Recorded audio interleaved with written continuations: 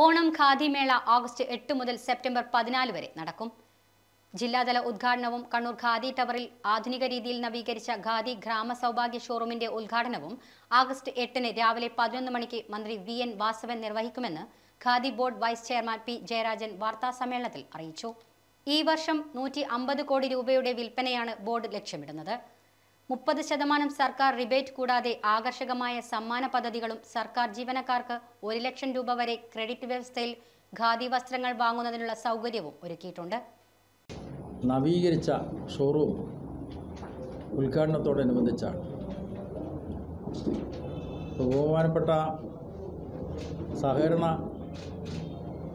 തുറമുഖം ദേവസ്വം വകുപ്പ് മന്ത്രി ശ്രീ വി.എൻ. വാസവൻ 8-ാം തീയതി രാവിലെ 11:30 മണിക്ക് ഈ നവീകരിച്ച ഖാദി ഗ്രാമസൗഭാഗ്യ ഷോറൂമിൻ്റെയും അതുപോലെ തന്നെ ജില്ലാതല ഖാദി മേളയുടെയും ഉദ്ഘാടനം നിർവഹിക്കുന്നതാണ്.